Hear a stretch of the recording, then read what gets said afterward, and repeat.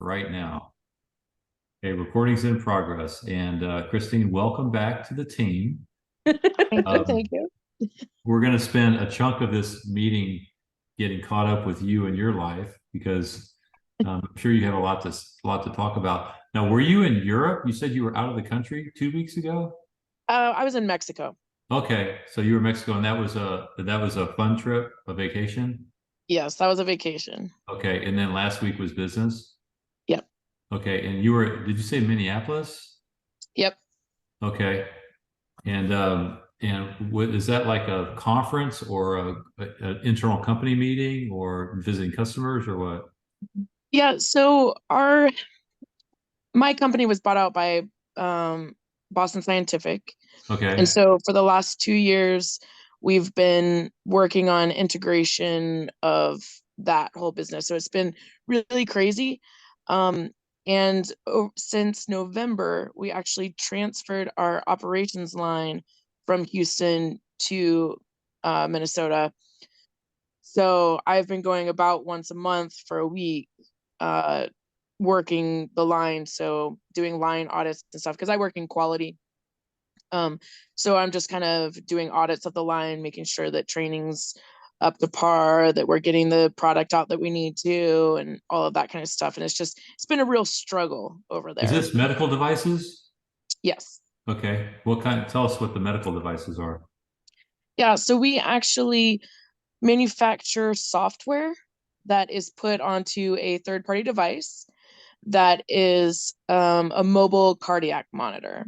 Okay. So, yeah, so it attaches to the chest, or you hold it on like a belt hook with leads that attach, and then we get real time monitoring of heart issues. I'm pretty sure my sister has done that in the past. Okay. It's like a temporary thing where you wear it for a while and they collect data. Yeah. Yep. And you know what, Nancy Wilson, Hmm. uh, also, they're out of the country still this week, but you'll run into her eventually, and you could start a conversation about that because I think she was wearing one of those. She has a really low heart rate, and Hmm. that's cool for an athlete. But as you age, they get more concerned about it, as you know, probably 10 times more Yep. than I do. But they're monitoring that. I don't know if it's 24/7, but it's something, a program she's been on. To Okay. Yeah. So the transition in the company, did your original company lose a lot of members, or was it a Yes. pretty okay? So what percentage? Well, our entire operations line.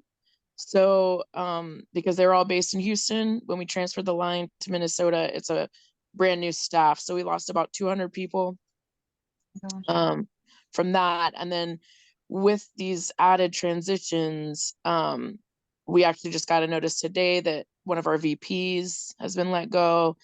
Um, People just all throughout the operations side have been getting notices like crazy. Okay. Um, so far in quality, I've been okay, but it's shaky. So Yeah. that's why I keep making these trips, make sure that I'm important. And well liked by Yep. the Minnesotans.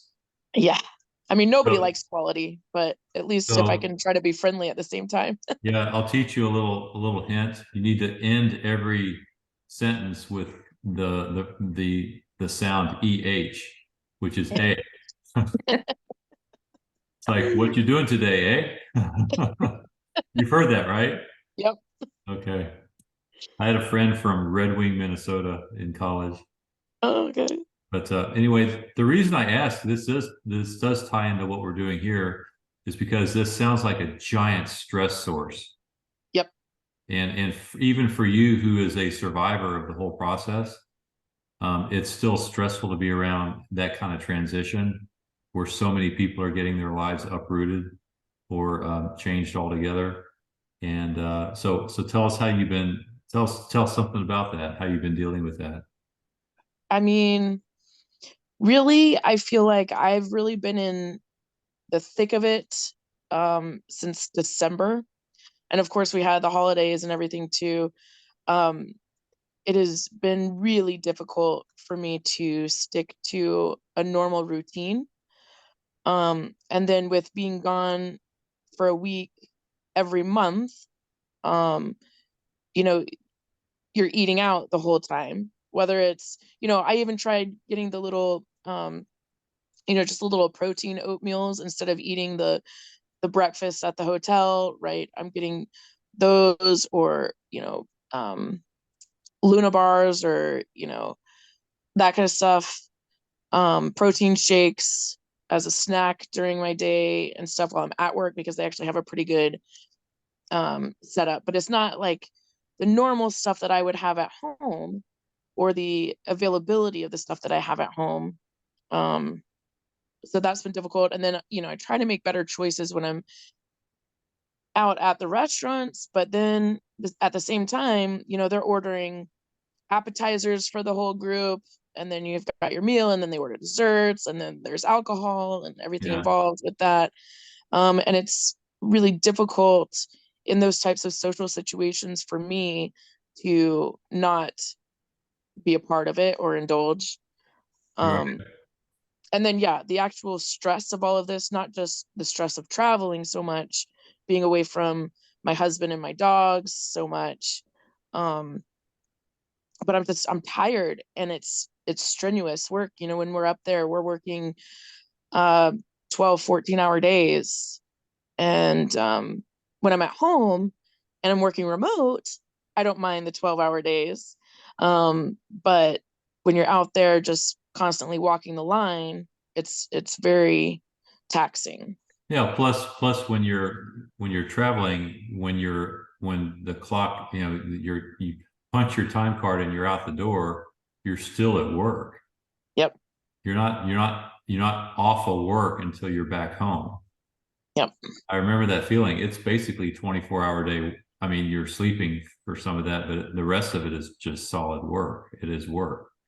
It's got And that then I'm also feeling. like, I'm one of those people that when I am traveling for work, I have a really hard time sleeping as well, because I have these, oh my gosh, did I miss my alarm moments Yeah. throughout the night, like the whole time. Yeah. Yeah. And it's like, the worst thing if I miss my alarm is I Uber to the job site when I do wake up. I mean, Yeah. why is this such a big deal? You Yeah. know, You're not missing a flight.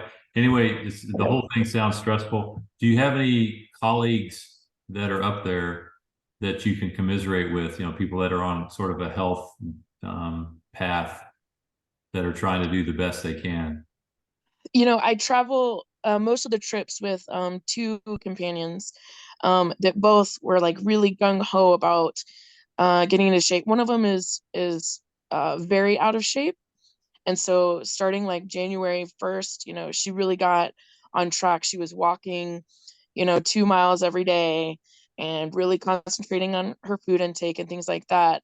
And so we really have been trying, when we're there together, to, yeah, make those better choices. Um, and the other one will do workouts with me in the hotel gym. But the last two trips, we actually didn't make it into the gym there. So, Right. Because you're and then working that makes it even 14-hour days. worse. Yeah, but then that makes it even worse, because I'm used to working out 4 or 5 days a week when I'm at home. So then when I'm there and I'm not working out, then I'm even more sluggish Right. and tired. Right. Right. So, Um, One thing maybe to your advantage is I'm sure the heat's not up there. The heat's not like it is here. nope. Yeah. That's true. I went into the gym. I had all through the morning, I couldn't slip in my workout. And then I realized it was too late this morning. So I left the gym and I came back at 4 and promptly did. I don't know if you weren't there today, right? I didn't go today, no. Yeah. So the workout was pretty brutal. It was 500-meter row, then 15 wall ball shots, and then you check your time. So you're doing 4 of those with a 3-minute rest in between. Oh goodness. It's one of those things that sounds like, yeah, yeah, I can get through this. I'll just push myself, or maybe not push so hard, or just kind of enjoy it or whatever. And then suddenly you're going for it. It's like, you see the checkered flag in the distance and you're just killing yourself to get there. So I was doing that at 4:15, and Oh, the temperature was 103 when I was doing it. So Oh man. It was really something. But yeah, so are there any naysayers that you have to deal with? Like people that give you shit if you don't eat the dessert or things like that? Or do you Um, experience that at all? Not necessarily that. It's just a lot is just shoved at you. Yeah. Um, so even if I'm like, oh no, I'm good. Oh, I'm full. They still continue to just keep shoving it at you. Yeah. Yeah. And it's not, and as they pass the plate around, they want everybody to take some so they don't feel guilty about what they're taking. Yep. Yep. Do you hide food at all? You hide the food? I Like haven't. you pile your No, plate up and you kind of hide it and poke at it, but you don't eat it. I haven't done that, Oh, but that is a good idea.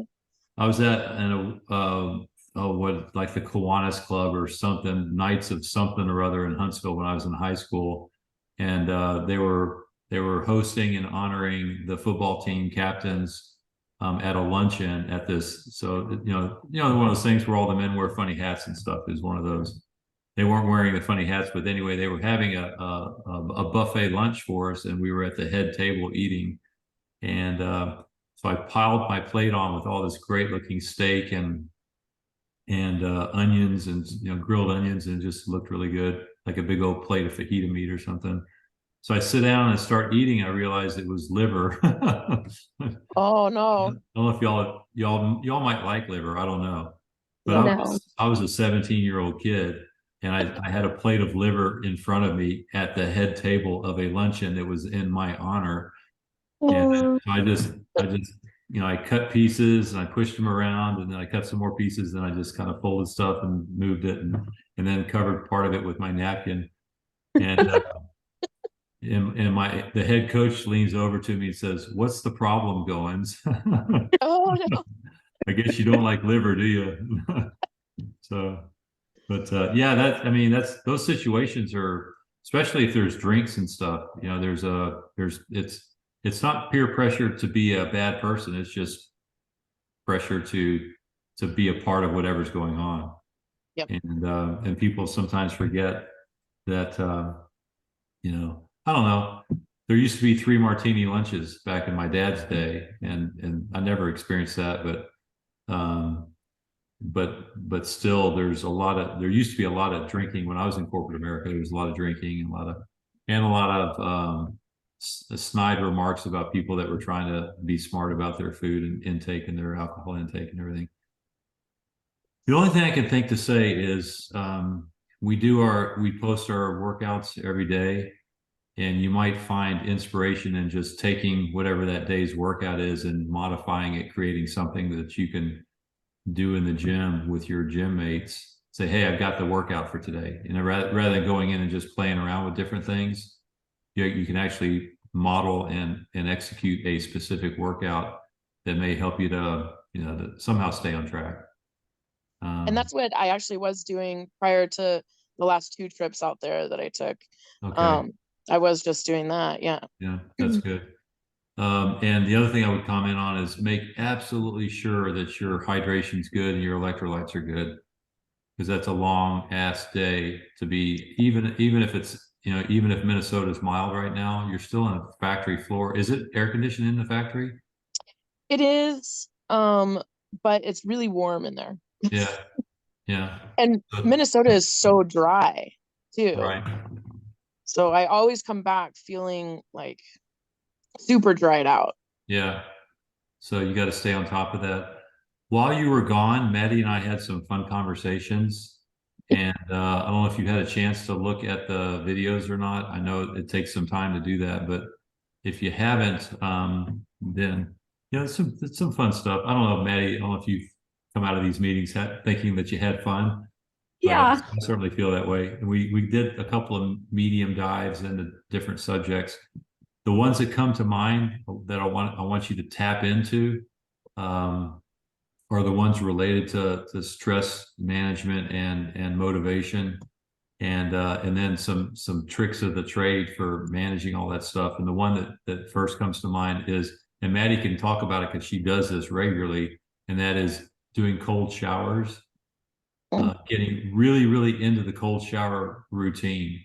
And for you, it'd be like after your work day and after your big dinner, you would take it doesn't have to be a brutally cold shower, but the more brutally cold it is, the better. And it has all kinds of benefits. And there's one write up in the program material that itemizes all the value of exposing yourself to cold, especially right before bed. Maddie, you want to just say one or two words about that? Yeah, I usually do it like I shower. I don't shower before bed. I shower usually after a workout, but even after a workout, just like having that refreshing water, I feel like it just really one calms my system down. Two, it helps with like my inflammation from the workout. I feel like I recover a lot faster. Um, and just mentally, I feel like it really like focuses my my mind. Okay. So anyway, that might be something that you could, if you haven't done that already or haven't looked Yeah. into that, it's good stuff, and it's something that's free of charge. You know, for you, you can actually I'm guessing you're taking showers every day. So so that's something that you could introduce in, play with it a little bit. If it seems like a terrible idea, then what you can do is just end your regular shower with 30, 60, or 90 seconds of pure cold, whatever you can tolerate. And it doesn't have to be the coldest cold, especially in Minnesota. I mean, the cold water coming out of the tap is probably 75 degrees or 70 degrees or something. It must be really cold. Right now, our cold water is like 85, or I don't know what it is, but it's not very Oh, cold. But yeah, if you could try that, and then you can just add that to your day, and it doesn't take any time. It doesn't take, you're in a hotel anyway or at home yeah. anyway, and taking that shower. So just try that and see if you feel refreshed from it. And Okay. it also has, we talked about dopamine, the value of dopamine, and it's the feel good chemical in your brain, one of the several chemicals, and you actually get a dopamine hit when you do that. So it's kind of good for especially if you're feeling stress on top of everything else, then it might be a little habit that you get into. And we talked, I don't remember if you were in on the conversation, but we also talked about meditation tricks. And were you in on that conversation? I don't remember. If it was the one with Danny, then yes. Okay, so and Maddie shared with us some of the things she does for meditative purposes. So that's cool stuff. You can watch that part online too. Next week there's going to be more stuff on motivation and a very nice write up that I like a lot on resilience, which is like how to get through this kind of shit and not die from it. How to get through life when it throws stuff at you, and how to sort things out and tackle them one at a time, and maintain priorities, and there's a little bit of a write up about how if you take complex issues that you're having to deal with and just break them down in some way, or set goals and break them down and make them data driven in some way, then you can collect. It's like we do in CrossFit. We collect data every day on what we're doing, and we're using that data to see how we're doing, to see if we're making progress or not. And maybe you could keep a little log when you're traveling. Like, okay, today I ate this, and this, but I was able to do this, and this thing that was good, and that worked. And I got 30 seconds of cold shower or 60 seconds. Just you start making notes like that and taking data. It may just give you, it's kind of a boost there, and it's a way to kind of break things down and manage them one at a time successfully. Anyway, that's all Okay. coming next week. It's a lot of good stuff. I know you're swamped and you got to catch up to family and all that, but you got to find some of your own time too. So one of the great values of the Bod Squad and the Ascend program is forcing people to kind of shut the door on the husband and the kids, or the wife and the kids, just for a little while, and do some battery recharging, so that we can be there for everybody else in full force without wearing ourselves out. So a good example of that is Nancy. She absolutely wears herself out giving to others on a regular basis. She's constantly visiting people in nursing homes or in hospitals, and constantly, visiting with bereaved people and all kinds of the hardest stuff there is out there. She does it. She even does it on vacation. Because I guarantee when they come back in the door next week from their vacation in Europe, I'm going to say, okay, how many people did you fix?